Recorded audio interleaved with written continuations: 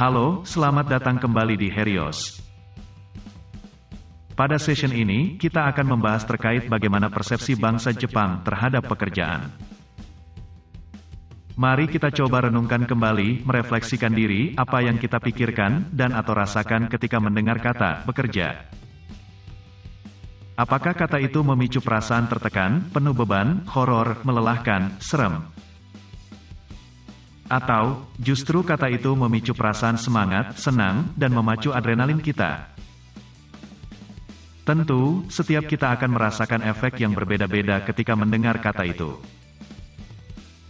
Lalu, mana yang baik dan mana yang kurang baik? Hal ini tentu akan menjadi sesuatu yang menarik dan debatable. Tapi, pada session ini kita tidak akan membahas tentang hal itu. Pada session ini kita akan mengulik bagaimana sih perspektif bangsa Jepang terhadap pekerjaan. Bagaimana sih penilaian, perasaan mereka terhadap kata bekerja. Saya berpendapat bahwa cara pandang suatu bangsa maupun individu akan menjadi sesuatu yang abstrak tapi sangat menentukan bagi kelangsungan pelaksanaan sebuah pekerjaan. Sebagai bahan diskusi, dalam video ini saya akan memaparkan bagaimana perspektif bangsa Jepang terhadap pekerjaan dengan menggunakan rujukan buku Japanese Business, Culture and Practice yang ditulis oleh John P. Alston dan Isao Takei. Anda bisa menyimak dalam buku tersebut untuk mencermati lebih detail dibandingkan dengan apa yang akan saya sampaikan di sini. John Alston dan Isao Takei mengungkapkan bahwa budaya Jepang adalah sebuah budaya hidup untuk bekerja. Life to work. Budaya yang menjadikan kerja sebagai aspek utama dari sistem nilai yang berlaku dalam masyarakat. Penghargaan tinggi diberikan bagi orang-orang yang hebat dalam pekerjaan. Sejak selesainya Perang Dunia Kedua, perekonomian Jepang cenderung ditopang oleh perdagangan ekspor-impor. Hal ini memicu kesadaran Jepang bahwa mereka mesti bisa bersaing di pasar global jika tidak ingin runtuh dalam kemiskinan.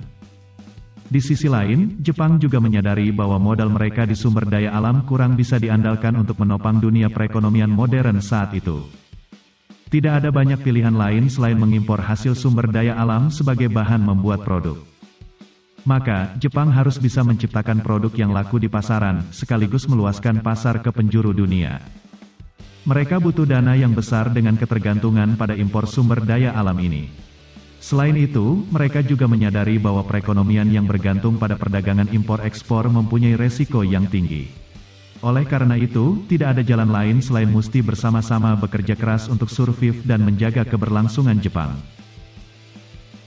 Bekerja juga mempunyai dimensi religi dalam budaya Jepang. Dalam pandangan mereka, bekerja merupakan salah satu cara untuk membuat hidup lebih berarti. Pandangan positif tentang bekerja ini dipercaya berakar dari kepercayaan dalam ajaran Buddha bahwa bekerja dengan baik akan membawa mereka menuju nirwana, surga. Agama Buddha Jepang menekankan bahwa bekerja adalah kebaikan, dan kemalasan adalah hal yang buruk. Dalam masyarakat Jepang, bekerja adalah hal yang sangat penting agar dianggap sebagai orang baik dan bermoral. Para pebisnis dan pemerintah Jepang memandang bahwa bekerja adalah pertarungan hidup mati budaya Jepang.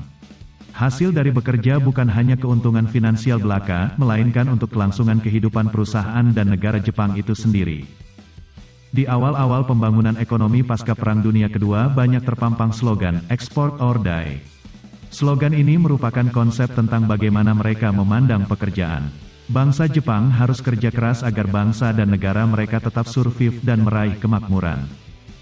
Di waktu yang sama, para pekerja dipandang sebagai seorang samurai gaya baru, samurai modern yang menjadi garda terdepan dalam memperjuangkan bangsa dan negara. Sebagai samurai gaya baru, para pekerja mesti menginternalisasi semangat jiwa samurai dan menjunjung tinggi kode etik para kesatria Jepang. Demikianlah beberapa catatan tentang bagaimana bangsa Jepang memandang sebuah pekerjaan. Untuk diskusi lebih lanjut, silahkan menuju ruang diskusi. Sekian dulu dari kami, terima kasih atas perhatian Anda.